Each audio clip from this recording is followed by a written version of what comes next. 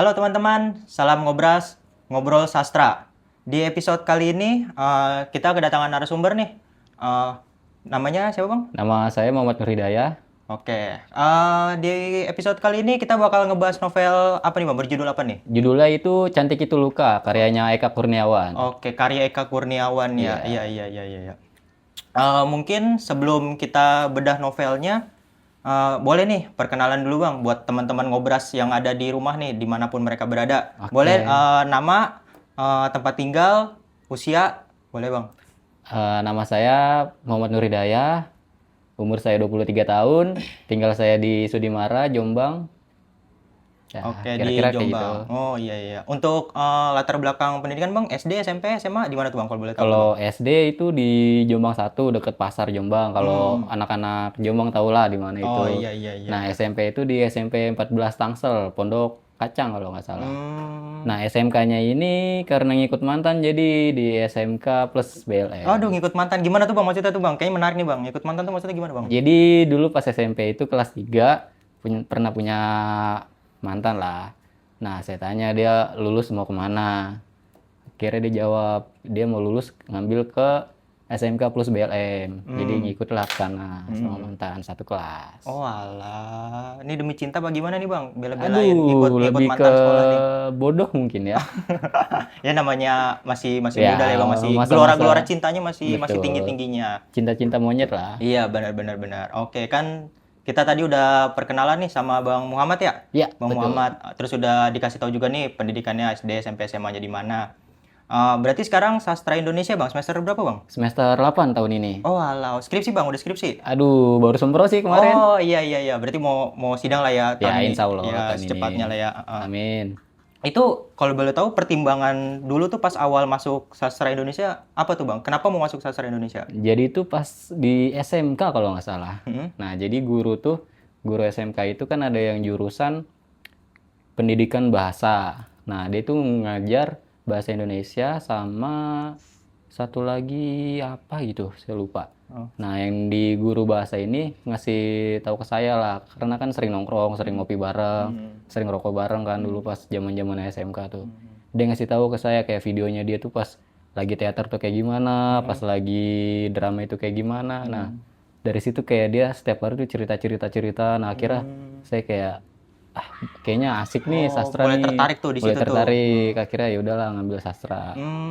Oke. Karena berarti dari guru ya dulu pas Ya SMK dari ya. guru, experience guru lah, pengalaman guru. Iya. Nah dari situ dari cerita-cerita guru tuh kepikiran lah, oh kayaknya gua mau masuk sastra Indonesia nih pas kuliah nih gitu. Ah ya, kurang lebih kayak Oh gitulah. alah, iya menarik.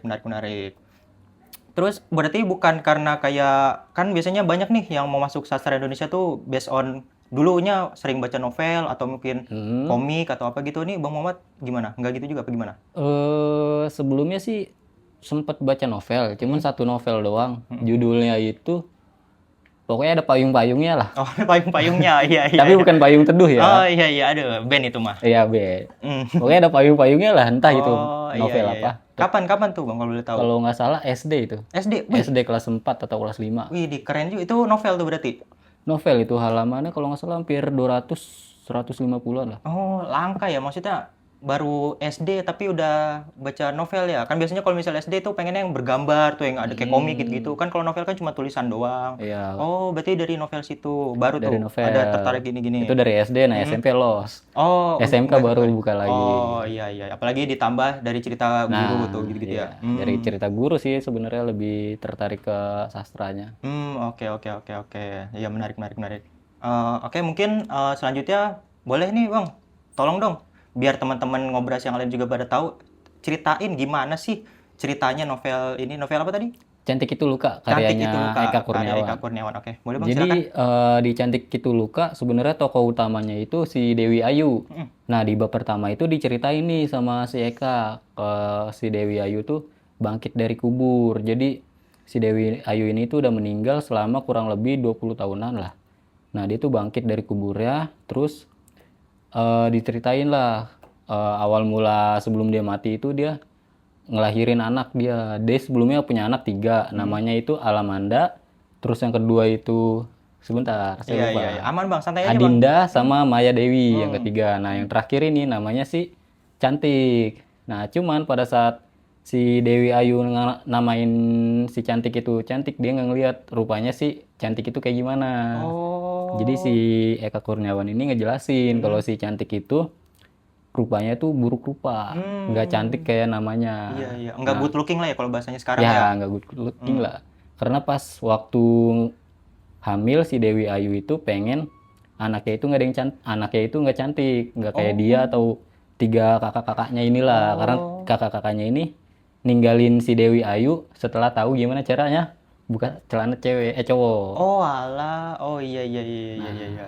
Jadi si Dewi Ayu berharap si Cantik ini kulitnya itu hitam legam, hidungnya itu kayak babi, Waduh. terus apalagi ya, mukanya pokoknya buruk rupa lah.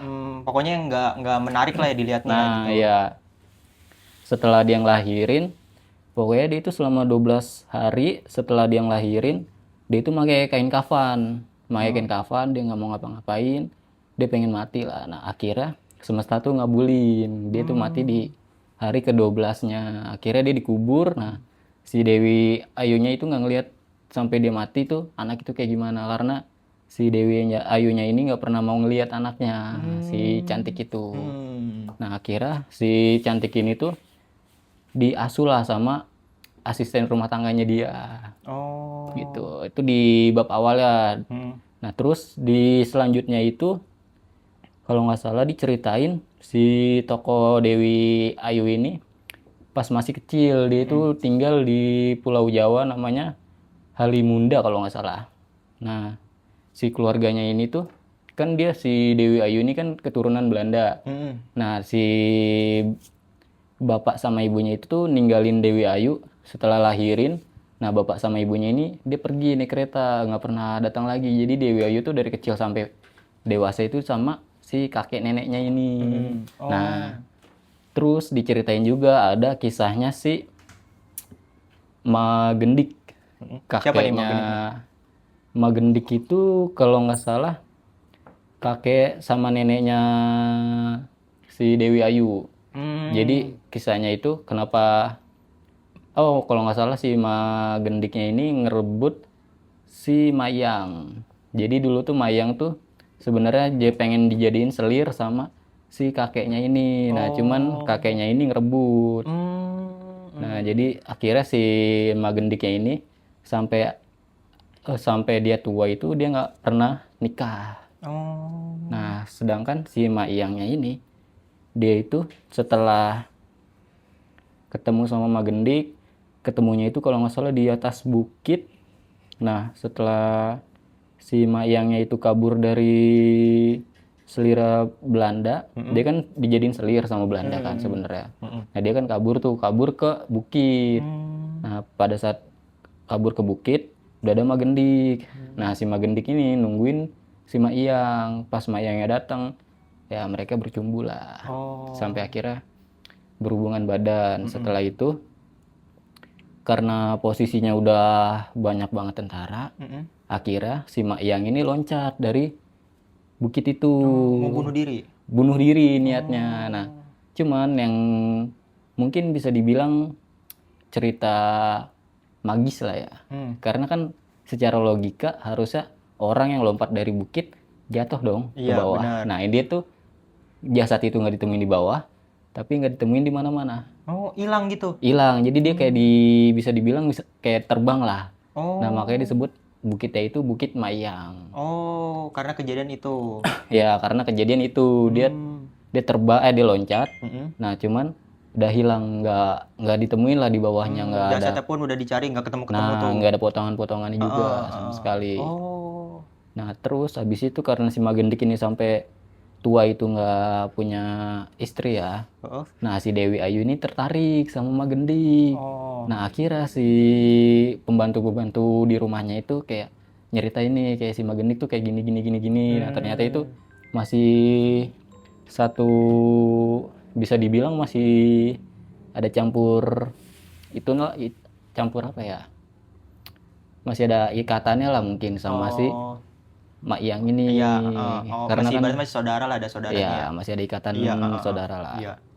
Nah, diceritain dan akhirnya si Dewi Ayu ini tuh kayak ngerasa tertarik lah ke Magendik. Nah, akhirnya disuruhlah ajudan-ajudannya ini buat nangkep si Magendik di hutan kalau nggak salah, Magendik itu rumahnya. Nah, akhirnya dibawa ke rumahnya si Dewi Ayu. Nah, besokannya dia nikah. Nah, cuman karena Magendik itu nggak mau sama si Dewi Ayu, karena pertama mungkin dia tahu itu sebenarnya bisa dibilang cucunya juga. Iya, benar-benar. Terus dia juga posisi sebagai kakeknya. Nah, mungkin dia nggak maunya karena itu. Cuma dipaksa sama si Dewi Ayu supaya dia ini tuh mau nikah sama si Dewi Ayu ini. Nah, karena pada saat malam pertama itu si Dewi Ayunya itu ngerayu si Magendik supaya Iya, tahu melakukan lah, iya hubungan ini tahu ya. lah ya. Nah, karena si Magendiknya ini nggak mau, akhirnya Dewi Ayu keluar lah. Nah, pada saat besokan harinya, pada saat mau dijenguk lagi sama si Dewi Ayu, ajudannya itu tuh ngeliat kalau si Magendik ini tuh kabur dari rumah. Kira disuruh lah dicari tuh semua ajudan-ajudannya Dewi Ayu pada berpencar lah, nyari si Magendik ini. Nah, akhirnya nggak ketemu. Pada laporan ke Dewi Ayu. Akhirnya Dewi Ayu tuh kayak dia notice lah, kayak wah jangan-jangan dia ke bukit ini nih. Nah, terus ternyata bener si Magendik ini tuh ada di bukit yang bukit yang tadi sempat ini. ya, cuman itu di seberangnya. Jadi Oh, bukan di Bukit Mayangnya itu. Jadi Bukit Mayang itu tuh sebenarnya antara Bukit Mayang sama bukit satunya lagi tuh kayak berseberangan. Jadi ada dua bukit lah. Oh, oke. Nah, si Magendiknya ini ada di bukit seberangnya. Akhirnya disamperin lah sama Dewi Ayu sama pasukannya gitu, ajudannya. Pas disamperin, nah si Magendik ini tuh lagi nyanyi lagu. Lagunya itu udah semua orang Halimunda tuh tahu lagu-lagunya dia. Pokoknya ketika dia nyanyi itu dia lagi bahagia lah. Nah, terus pada saat disamperin, dia lari, terus diloncat lah. Nah, cuman sayangnya pada saat Magendiknya ini loncat, itu nggak sesuai ekspektasinya dia, sama kayak Mak Iyang. Karena dia berharap dia tuh bisa terbang. Ternyata dia turun ke bawah, akhirnya meninggal dunia. Terus ditemuin lah potongan-potongan tubuhnya. Nah, kayak gitu. Makanya dia disebut di situ tuh Bukit Magendik. Oh, berarti satu Bukit Mayang, satu lagi Bukit Magendik. Oke. Ya. Nah, terus kisah itu tuh lanjut ke anaknya yang pertama. Yang pertama itu namanya Alamanda. Anak pertama. Nah, si Alamanda ini tuh dia tuh cantik sama kayak ibunya lah, si Dewi Ayu ini. Nah, cuman dia ini tuh salah mempergunakan kecantikannya. Jadi kecantikannya dia ini tuh dipakai buat kayak bisa dibilang mungkin buat menarik laki-laki lah. Jadi memanfaatkan kecantikannya dia buat dapat sesuatu dari laki-laki ini. Iya. Nah, cuman sayangnya ketika salah satu laki-laki yang namanya Sodanco.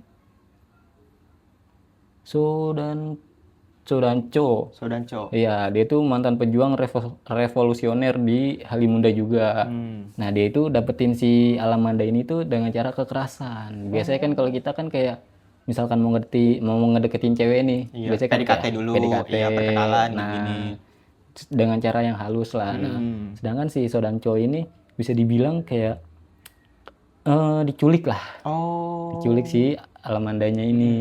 Terus ya si Alamanda ini sayangnya itu ngerasain beberapa kekerasan fisik pada saat sama Sodanco. Nah, cuman dari awal hubungan dia sama Sodanco ini kan dari kebencian lah awalnya lah. Karena dia diculik lagi. Kekerasan gini. Terus akhirnya lama-kelamaan jadi cinta. Nah, benci jadi cinta ya. Nah, betul. Sering juga kan kejadian di kita kan. Iya. Terus. Nah, terus jadinya si mereka ini tuh kayak pernikahan dia ini tuh kayak ya awal-awal dibenci lah sama si Alamanda, si Sodanco-nya ini. Cuma lama-kelamaan dia kayak jadi cinta lah. Nah, akhirnya ya udah dia kayak ngerasain kalau misalkan cinta itu nggak bisa lepas dari yang namanya patriarki. Iya. Jadi nggak bisa lepas dari yang namanya kekuasaan laki-laki.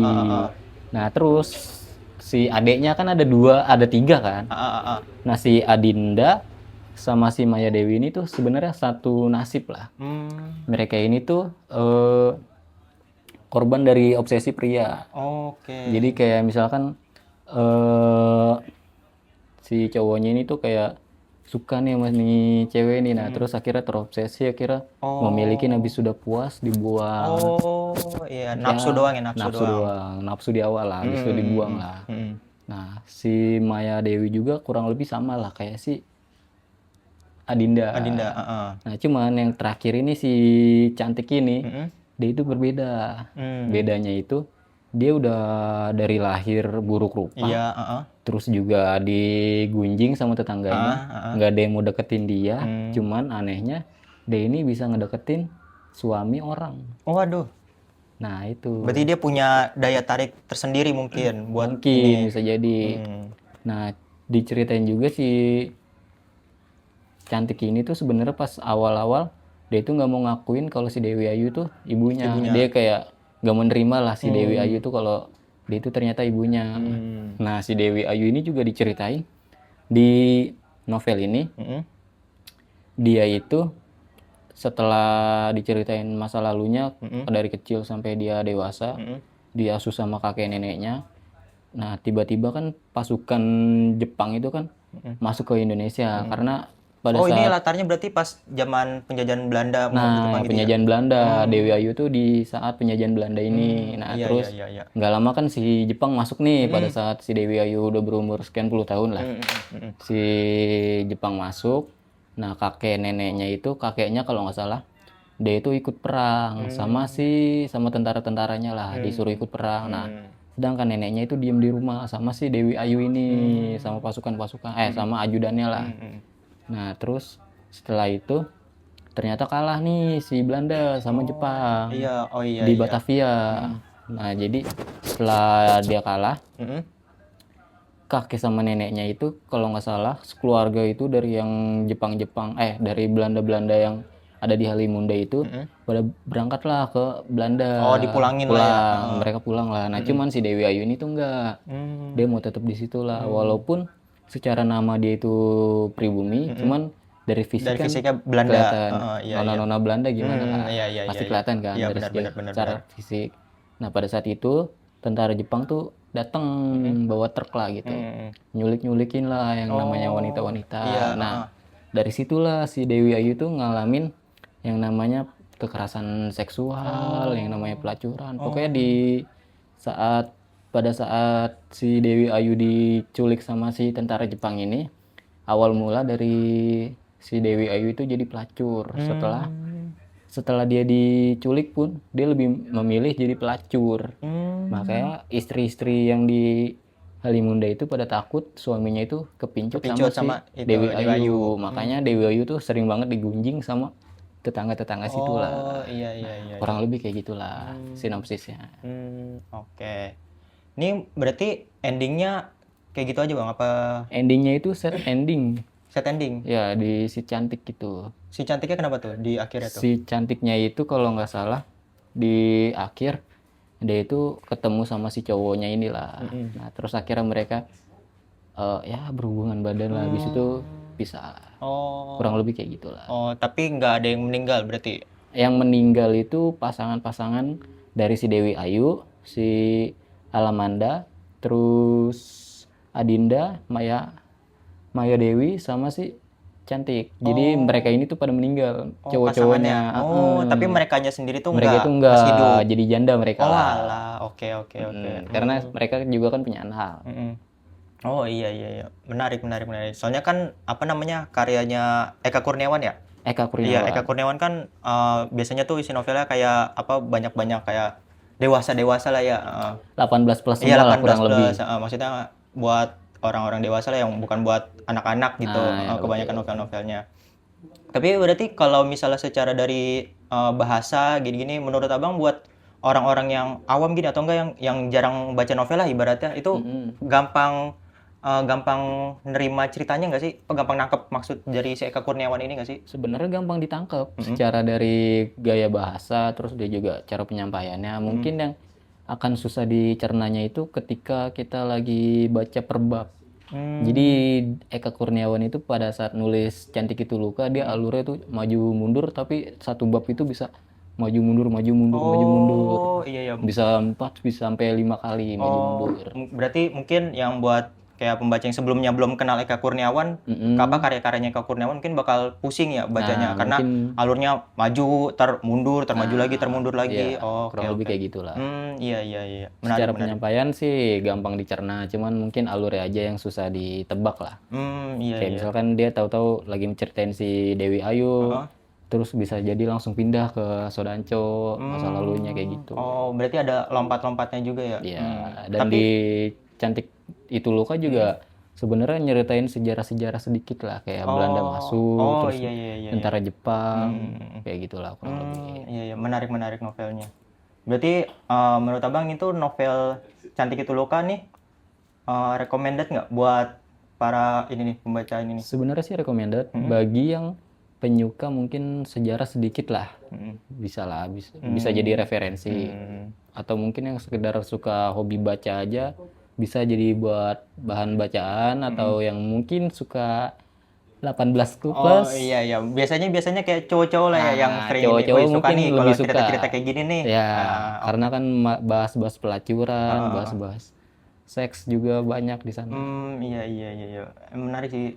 Sebenarnya kan kayak dari judulnya Cantik Itu Luka. Orang cantik kan biasanya kan kebanyakan orang beranggapan tuh berspektif, kalau misalnya lu good looking, cantik atau ganteng, 90% masa lalu selesai gitu ya gara-gara itu. Kalau ini justru sebaliknya. Sebaliknya Ketika lu cantik, lu malah bakal banyak masalah. Nah, iya. Entah itu lu jadiin bahan seks atau lu mungkin jadi gunjingan orang. Oke oke. Berarti kekurangan pinter banget ya kayak pengen memutarbalikkan apa spekulasi yang selama ini ada di masyarakat kalau misalnya ganteng atau cantik tuh bakal dipermudah lah hidupnya. Betul. Oke oke oke. Nah, ini kan teman-teman kan udah diceritain nih sama Bang Muhammad ceritanya dari novel Cantik Itu Luka.